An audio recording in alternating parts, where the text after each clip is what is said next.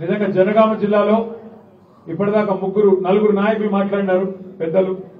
వారు మాట్లాడిన మాటలు వింటే, దానికి మీ స్పందన చూస్తుంటే నిజంగా జనగామలో ఉన్న మాస్ నాయకత్వం బహుశా రాష్ట్రంలో ఎక్కడ కూడా లేదన్నమాట. ముగ్గురు మాస్ లీడర్లు ఉన్నారు ఇక్కడ, ముగ్గురు మాస్ లీడర్లు ఉన్నారు. రాజన్న డప్పు కొడితే ఎప్పుడుంటుందో మీకు తెలుసు. ఇక దయాన్ని అయితే నేను చెప్పాల్సిన అవసరం లేదు, ఇప్పుడే చెప్తున్నాను. దయాకర్రావు గారికి ఇప్పుడే చెప్తున్నా, సూటిగా గుండెను తాకే విధంగా అద్భుతంగా బ్రహ్మాండంగా మాట్లాడినారు దయాకర్రావు గారు. వారి గురించి నేను కొత్తగా చెప్పాల్సిన అవసరం లేదు.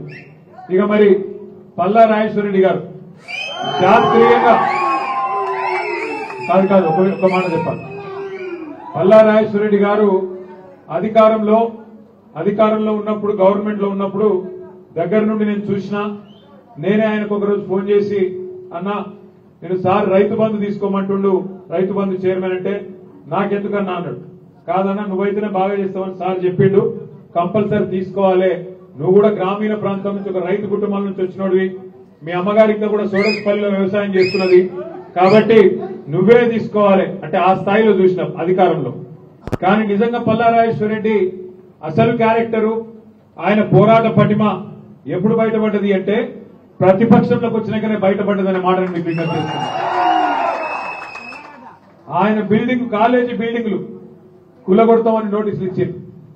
కూలగొడితే కోట్ల రూపాయల నష్టం, ఒక్కొక్క బిల్డింగ్ కూలగొడితే కోట్ల రూపాయల నష్టం వస్తుంది. భయపెట్టిండ్రు, బలవంతం చేసిండ్రు. నీకెందుకు పంచాయతీ కడియం శ్రీవారి చేసినట్టు నువ్వు కూడా దొంగ పని చేయమని చెప్పిర్రు. కానీ నేను ఒకడే నాయకుని నమ్ముకున్నా, కేసీఆర్ ను ఆయనతోనే ఉంటా, ఏం చేసుకుంటావో చేసుకోపో అని చెప్పి నిజమైన విధేయతకు, విశ్వాసానికి, విశ్వసనీయతకు మారు పేరుగా నిలబడ్డాడు పల్లా రాజేశ్వరరెడ్డి గారు. నిజంగా కూడా నాకు విశ్వాసం ఉంది, జనగామ, పాలకుర్తి, గన్పూర్ మూడింటి సమాహారమే 12 మండలాల మీ జనగామ నియోజకవర్గం. 2 మున్సిపాలిటీలు ఉన్నాయి, జనగామ, గన్పూర్. తప్పకుండా జనగామలో రేపు కేవలం సర్పంచ్ ఎన్నికలే కాదు, జిల్లా పరిషత్ గాని, మండల పరిషత్ గాని, మున్సిపాలిటీ గాని ఎగిరేది గులాబీ జెండానే అని చెప్పి మీ స్ఫూర్తి చూస్తుంటే కనబడతా ఉంది. 3 నాయకులు, మీకు స్ఫూర్తినిచ్చే నాయకులు మీకున్నారు, పార్టీ అండ ఉన్నది, తప్పకుండా ప్రజల దీవెన మీకే ఉంటది.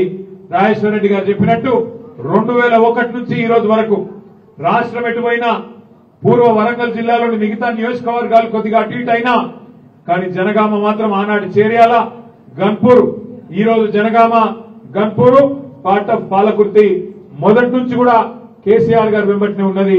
2001 నుంచి 2025 దాకా కేసీఆర్ గారితో నడుస్తున్నది. హృదయపూర్వకంగా మొదటి నుంచి ఉన్న నాయకులకు, పార్టీని బ్రహ్మాండంగా బలోపేతం చేసిన ప్రతి ఒక్కరికి నేను శిరస్సు వంచి నమస్కారం తెలియజేసుకుంటా ఉన్నా.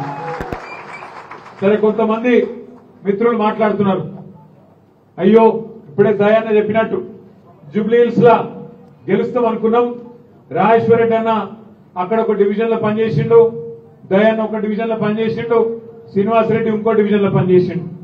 ముగ్గురు కూడా వాళ్ళెంబడ మొత్తం వరంగల్ బృందం అంతా దిగింది, మా వరంగల్ దళం దిగింది, పనిచేసింది, గట్టిగా పనిచేసింది. సరే, ప్రజలు కూడా నిజంగా చెప్పాలంటే మనతోనే ఉండిరి. కానీ రేవంత్ రెడ్డి గారి గెలుపు ఇంతకుముందు దయాన్న చెప్పినట్టు 3 రకాలుగా జరిగింది. ఒకటి, రాయించుకున్న ఓట్లు, దొంగ ఓట్లు, రాయించుకున్న ఓట్లు. రెండోది, వేయించుకున్న ఓట్లు. ఏది ఆటోలలో తెచ్చుకొని, వాటికి పోలీసు వాళ్ళని అడ్డం పెట్టుకొని, పక్క కాన్స్టిట్యున్సీలకు వెళ్లి తెచ్చుకొని వేయించుకున్న దొంగ ఓట్లు. మూడోది, కొనుక్కున్న ఓట్లు. రాయించిన ఓట్లు, వేయించిన ఓట్లు, కొనుక్కున్న ఓట్లతో గెలిచిన గెలుపు అని నేనైతే అనుకుంటలేను, జూబ్లీహిల్స్ ప్రజలు కూడా అనుకుంటలేరనే నేను కూడా అనుకుంటా ఉన్నా. ఒక్క మాట మాత్రం పక్క, సరే ఒక ఉప ఎన్నిక కాబట్టి ఏదో కింద పడి మీద పడి, మరి మీరు చూసిరు ఎట్లెట్లా ఉరికిచ్చినామో వాళ్ళని చూసిరుగా. ముఖ్యమంత్రి అనేటోడు వారం రోజులు నీడు, ఈ ఉప ఎన్నికల వారం రోజులు కాలికి బల్పం కట్టుకొని ఆఖరికి యూసుఫ్ కూడా గలీలలో కూడా తిరిగిండు, పాదయాత్ర చేసుకుంటా. రెండోది, ఒక్క దెబ్బకు, ఒక్క మాటకు ఇవాళ ఒక మైనారిటీకి మంత్రి పదవి కూడా వచ్చింది. అజారుద్దీన్ ఒకళ్ళని మంత్రి చేసినాం, ముఖ్యమంత్రికి ముచ్చెమటలు పట్టించినాం, మంత్రివర్గం మొత్తం ఆఖరికి ఎలక్షన్ జరిగే రోజు కూడా డిప్యూటీ సీఎం బట్టి విక్రమార్క గల్లీలలో తిరుగుతున్నాడు జూబ్లీ హిల్స్ లో. ఒక పరిస్థితి తెచ్చినాం కాంగ్రెస్ పార్టీ. ఏది 2 ఏళ్లు తిరగకుండానే చెమటలు పట్టినాయి. 2 ఏళ్లు తిరగకుండానే ఓడిపోతామేమో అనే భయంతో గడగడ వణికిపోయి ఇవాళ గెలిచినాం రా సాగు తప్పి కన్ను పెట్టవే అని చెప్పి లోపల గుద్దుకుంటారు. నేను ఒక్క మాట మీద ఆలోచించమని కోరుతున్నా. ఈ గెలుపు నిజంగానే గెలుపు అయితే వాపు మాత్రమే నేనంటున్నా. నిజంగానే బలుపు అయితే రేవంత్ రెడ్డి మరి 10 మంది ఎమ్మెల్యేలతో రాజీనామా చేయించే దమ్ముందా? పార్టీ మారిన 10 మంది ఎమ్మెల్యేలతో రాజీనామా చేయించి ఎలక్షన్ కు వచ్చే దమ్ము రేవంత్ రెడ్డికి ఉందా? లేదు. ఎందుకంటే ఆయనకు కూడా ఎరికే ఏదో ఒకటి కాబట్టి కింద మీద వాడి దొంగోట్లతో నడిపించిండు. 10 ఎట్లయితే అవి కాదు కదా. ఇప్పుడు వరంగల్ అనుకో, మీరు ముందే వరంగల్ వాళ్ళు మాకు తెలుసు. గన్పూర్ లో పెట్టిరనుకో ఎర్రగా కాల్చి ఈడ వాత పెట్టమ్మ కాడ పెడతారు. మీరు అర్థమైందా? ఒక గట్లుంటది కాబట్టి భయపడతాను. పెద్ద మాటలు పెద్ద నీతులు చెప్పేందుకేమో నేను చాలా గొప్పోని. నీతులు, క్యారెక్టరు, కమిట్మెంట్ గడిది గుడ్డు యాడున్నాయి? Character, commitment. ఒక పార్టీలో గెలిచి ఇంకో పార్టీలో కూడా క్యారెక్టరా? రాజీనామా చేయకుండా సిగ్గు లేకుండా పదవిని పట్టుకొని సూరు పట్టుకొని గబ్బిలం వెళ్ళినట్టు ఏలాడు క్యారెక్టరా? ఏంటి క్యారెక్టరు? దమ్ముంటే నిజంగానే నిజాయితీ ఉంటే క్యారెక్టర్ ఉంటే రాజీనామా చేసి స్టేషన్ కన్పూర్కి రా. ఎవరు ఎక్కువ ప్రజలు చెప్తారు.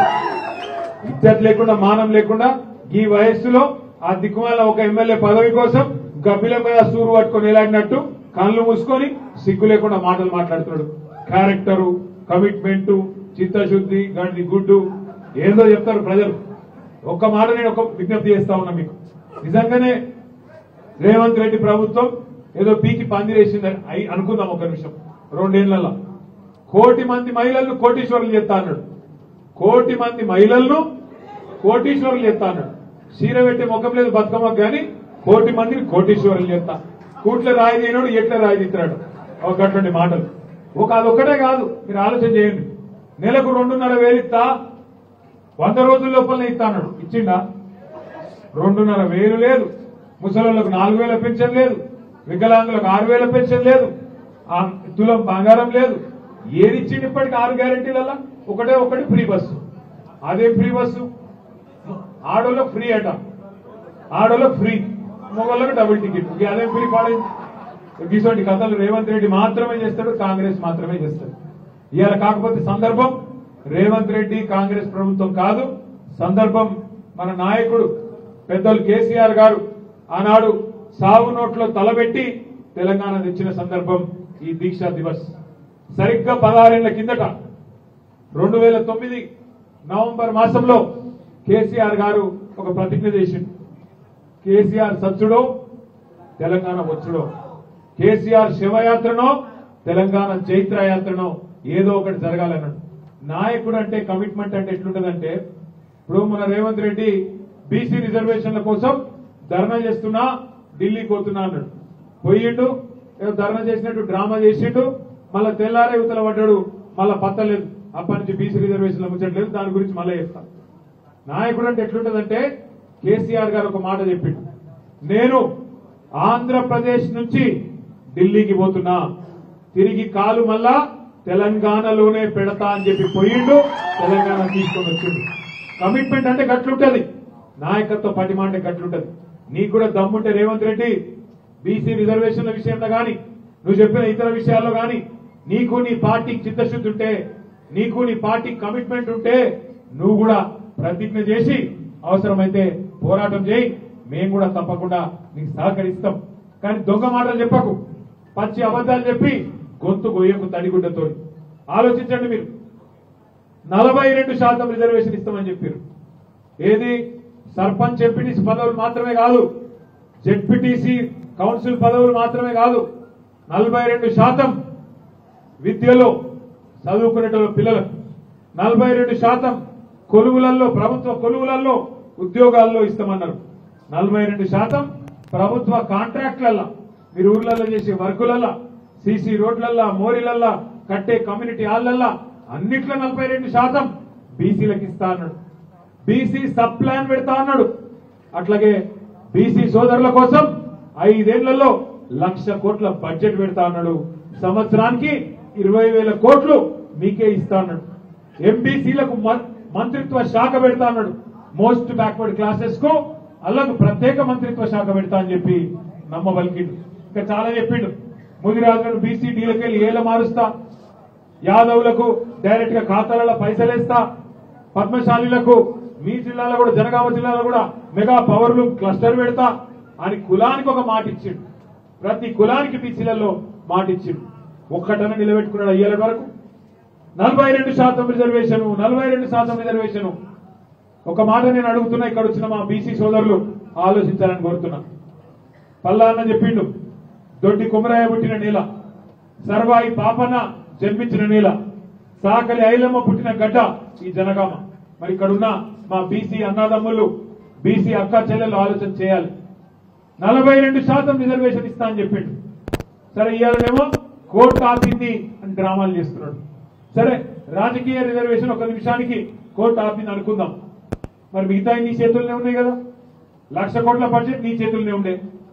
42% విద్యలో, కొలువులలో, ప్రభుత్వ కాంట్రాక్టులలో ఎవడాపిండి నేను కోర్టు అయితే ఆపలేదు కదా.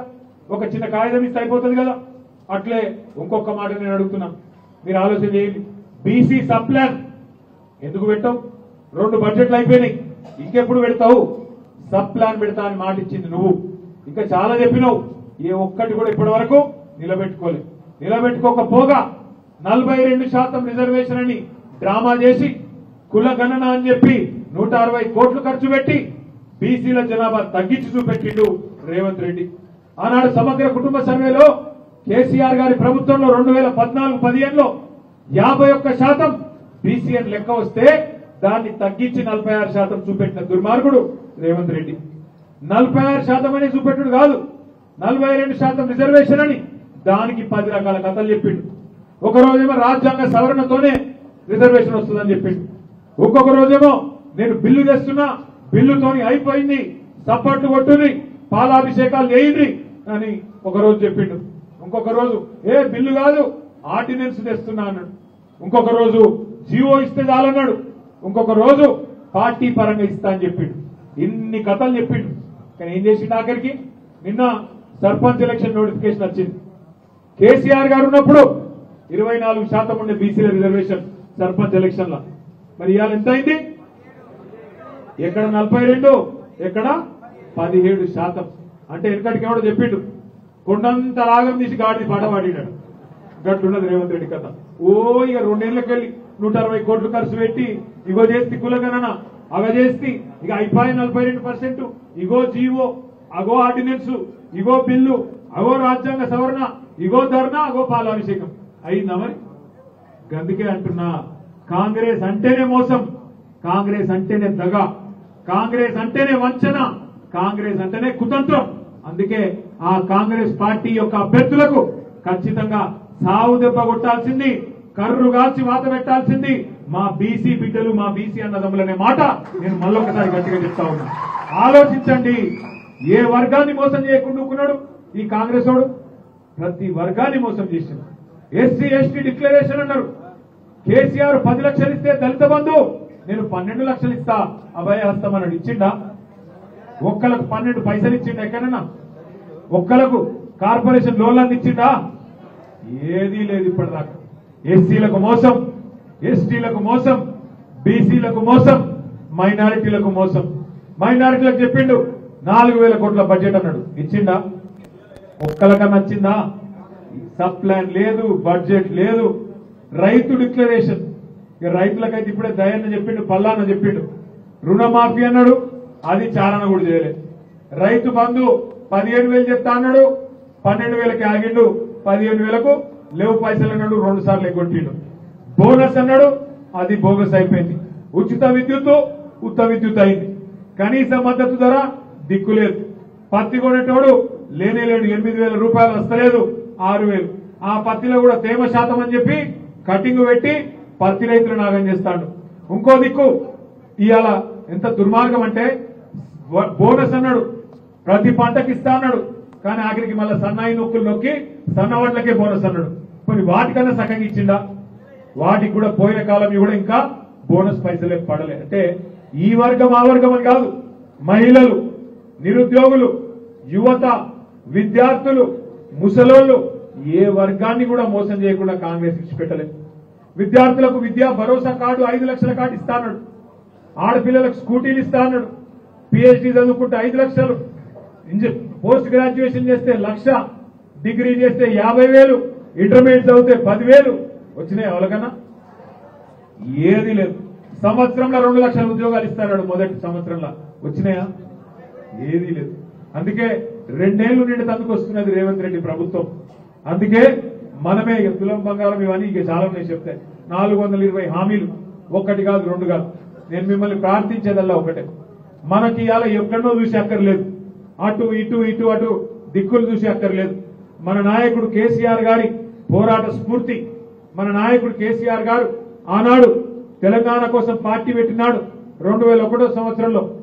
అదేదో సినిమాల పాట ఉంటుంది, గాలి వానలో వాన నీటిలో పడవ ప్రయాణం, తీరం ఎక్కడో గమ్యం ఎక్కడో తెలియదు పాపం అని.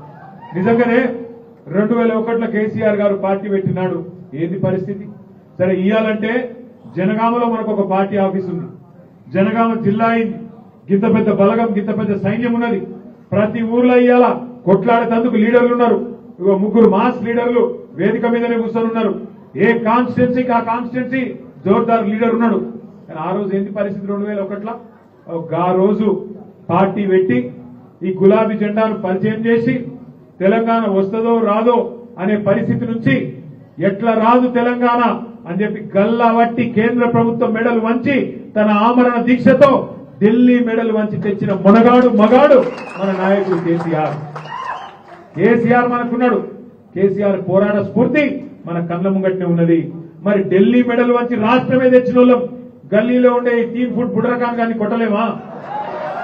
తిప్పి తిప్పి కొడితే 3 ఫీట్లు, తిప్పి తిప్పి కొడితే 3 ఫీట్లు, కానీ మాటలేమో తీసుమారు కానీ మాటలు ఉన్నదేమో 3 ఫీట్లు. అందుకే నేను అంటున్నా, పెద్ద కష్టమేం కాదు. టైం వస్తుంది, దేనికైనా టైం వస్తుంది, తొందరపడదు. ఎందుకంటే చీకటిని చూస్తేనే వెలుగు విలువ తెలుస్తుంది. చీకటిని చూస్తేనే వెలుగు విలువ తెలుస్తుంది. కష్టం అనుభవిస్తేనే సుఖం విలువ కూడా తెలుస్తుంది. గాడిదని చూసినాకనే గుర్రం విలువ కూడా తెలుస్తుంది. అర్థమైందా? అందుకే కాంగ్రెస్ రావాలి ఒకసారి, వస్తేనే ఇంకొక 20 ఏళ్ళు గులాబీ జెండా తప్ప మళ్ళీ ఒక జెండా తెలంగాణ ఉండదు. మీరు ఒక్క మాట ఆలోచన చేయండి. సరే, ఇప్పుడు తాత్కాలికంగా మనకు ఉండొచ్చు. ఇప్పుడే పల్లాన్న చెప్పిండు, వాళ్ళు ఎవరో పోయి గాడిదంటే గుర్తొచ్చింది. ఈ మంత్రుల కంటే గాడిదలకు ఇచ్చిందేమని పోయి దరఖాస్తు ఇచ్చారు పిల్లలు. తప్పేమున్నది? నాకు అర్థం కాదు. తప్పేమున్నది? వీళ్ళకి చెప్పినా గోడకు చెప్పినా ఒకటే. కాబట్టి ఆయన పోయి గాడిదకి ఇచ్చారు వినతి పత్రం. ఎందుకంటే వీళ్ళు దాంతో సమానమని. గాడిదలు బాధపడతాయి ఏమన్నా ఉంటే ఇంకా. వీళ్ళకేమని వచ్చింది? దానికి కేసులు 1 కాదు 2 కాదు, 2 ఏళ్ల నుంచి ఒకటే క్యాసెట్. ఇగో కేసీఆర్ నరేజ్ చెప్తారు, ఇగో కేటీఆర్ నరేజ్ చెప్తారు, ఇగో ఈ కేసులను నూపుతారు, గా కేసులను నూపుతారు. 2 ఏళ్ల నుంచి చెప్తారు రారా కొడుకాని. ఏం చేసిండు? ఏం చేసిండు? ఏం చేయగలుగుతాడు? మనం చేసిన తప్పేంది? కేసీఆర్ గారు జనగామకు నీళ్లు ఇచ్చుడు ఆయన చేసిన తప్ప? 24 గంటల కరెంటు రైతులకు ఇచ్చుడు తప్ప? 73,000 కోట్ల రూపాయలు రైతుల ఖాతాల్లో రైతు బంధు రూపంలో వేసుడు తప్ప? 30,000 కోట్ల రూపాయలు రుణమాఫీ చేసుడు తప్ప? రైతులకు పండించిన పంటకు మద్దతు ధర ఇచ్చుడు తప్ప? జనగామ జిల్లా చేసుడు తప్ప?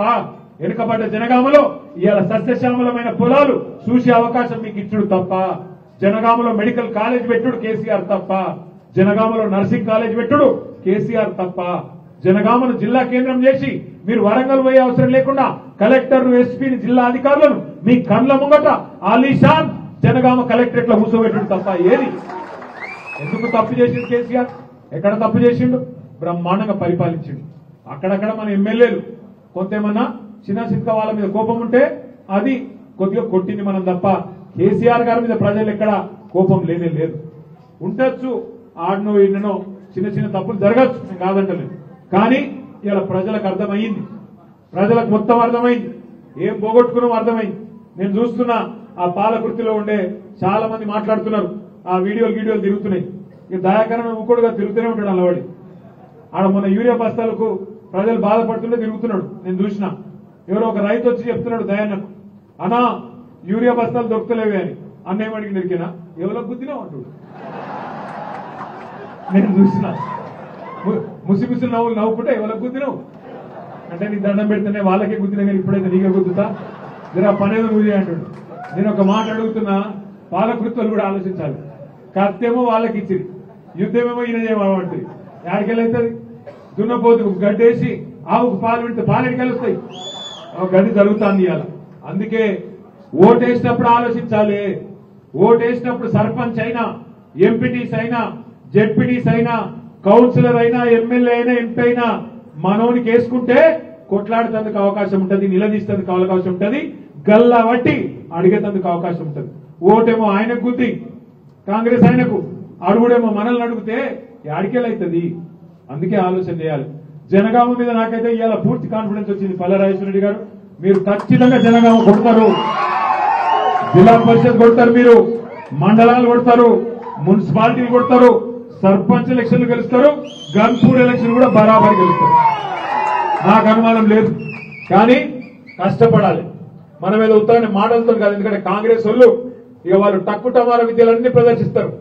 గజకర్ణ, గోకర్ణ, టక్కు టమార విద్యలన్నీ, పైసలు, దొంగోట్లు, లంగముచ్చట్లు, దొంగ కాగితాలు, తిమ్మిని బంబింగ్ చేసుడు, మసూసి మారేక్రయ చేసుడు అన్ని చేస్తారు. అన్నిటికీ సిద్ధపడి ఉండాలి. ఎక్కడ కూడా దయచేసి పొరపాటున కూడా పోతారు. కొంతమంది ఆడిన వీడిను కాశరం బాడిన పోతారు పోని, కానీ ఉన్నోళ్ళని కాపాడుకోవాలి.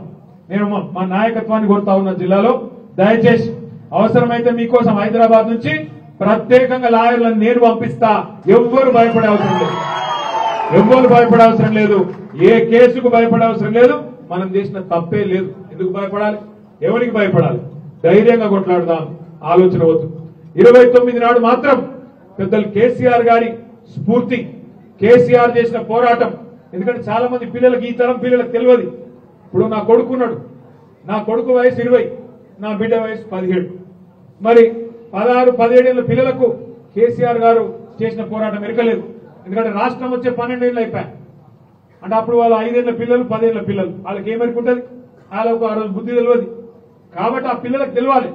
కేసీఆర్ ను వాళ్ళు ముఖ్యమంత్రిగానే చూసిరు, కేసీఆర్ గారిని ముఖ్యమంత్రిగా మాత్రమే చూసిరు తప్ప ఉద్యమంలో పోరాడిన వీరుడుగా, తెలంగాణ కోసం చావు నోట్లో తలబెట్టిన యోధుడుగా కేసీఆర్ గారిని వారు తెలియదు.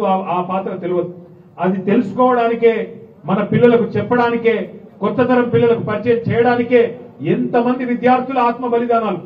శ్రీకాంతాచారి నుంచి మొదలు పెడితే ఈశాన్ రెడ్డి, వేణుగోపాల్ రెడ్డి, సువర్ణ ఒక్కరు కాదు, ఎంతో మంది పిల్లలు, విద్యార్థులు చచ్చిపోతే, మన వాళ్ళు ఎంతో మంది జైళ్లకు పోతే, కేసీఆర్ గారు చావు నోట్లో తలబెడితే అట్లా వచ్చింది తెలంగాణ తప్ప పైరవులతోనో ఇంకో దాంతో రాలే. చివరికి ఢిల్లీని మెడలు వంచి కేసీఆర్ గారు మనందరినీ కూడా కూడగట్టి తెలంగాణ తీసుకొచ్చిన విషయాన్ని దీక్షా దివస్ పూర్తిగా మనం గుర్తు చేయాలి. ఆఖరికి నేను చెప్పే మాట ఒకటే, సరే కేసీఆర్ గారికి ఇంకా కూడా పని పెడదామా? తెలంగాణ తెచ్చింది ఆయన. 10 ఏళ్లు బంగారు తెలంగాణగా చేయడానికి నీళ్లు తెచ్చి, ఇంటింటికి నీళ్లు ఇచ్చి, చెట్లు పెట్టి, చెరువులు బాగా చేసి, పెన్షన్లు పెంచి, కళ్యాణ లక్ష్మి లాంటి కార్యక్రమం తెచ్చి, జిల్లాలు చేసి, మెడికల్ కాలేజీలు పెట్టి, గురుకులాలు పెట్టి, తన చింత ఉన్నదో కరెంట్ ఇచ్చి, నీళ్లు తెచ్చి ఇన్ని పనులు చేసిండు కేసీఆర్ గారు. కానీ ప్రతిపక్షంలో కూడా ఈ టైంలో కూడా కేసీఆర్ లాంటి పెద్ద మనిషిని మనం కష్టపెట్టడం కరెక్ట్ కాదు. మనమే తల్లాడాలి. ఒక్కొక్కరు ఒక్కొక్క కేసీఆర్ కావాలి. ఏ ఊరోళ్ళు ఆ ఊర్లో కథానాయకులు కావాలి, ఏ ఊరోళ్ళు ఆ ఊర్లో కథానాయికలు కావాలి. మనమే విజృంభించాలి, మనమే చెప్పాలి. ఎందుకు గులాబీ జెండా కోటేయాలి, ఎందుకు గులాబీ జెండా తెలంగాణలో ఉండాలి? ఎందుకంటే ఒకటే కారణం, 2 షేపోయి పార్టీలే, 2 పార్టీలు షేపోయి పార్టీలే, కాంగ్రెస్, బీజేపీ. వాళ్ళకెన్నడూ కడుపులో తెలంగాణ మీద ప్రేమ ఉండదు. 2 షేపోయి పార్టీలే, 2 ఢిల్లీ గులాంలే. గందుకే తెలంగాణ పార్టీ ఉండాలి. గందుకే మన గొంతు, మన ఆవాజ్ ఇప్పించేటోళ్ళు, మన కోసం కొట్లాడేటోళ్ళు. పెద్దలు చెప్తారు, ఎట్టి పనికైనా మట్టి పనికైనా ఇంటోడు ఉండాలని. తెలంగాణ కోసం ఎట్టి పనికైనా మట్టి పనికైనా ఇంటోడు ఉండాలంటే ఈ గులాబీ జెండా వాళ్ళే ఉండాలి అనే మాట మనం మళ్ళొక్కసారి ఊరుగా చెప్పాలి. నాకైతే పూర్తి విశ్వాసం ఉన్నది.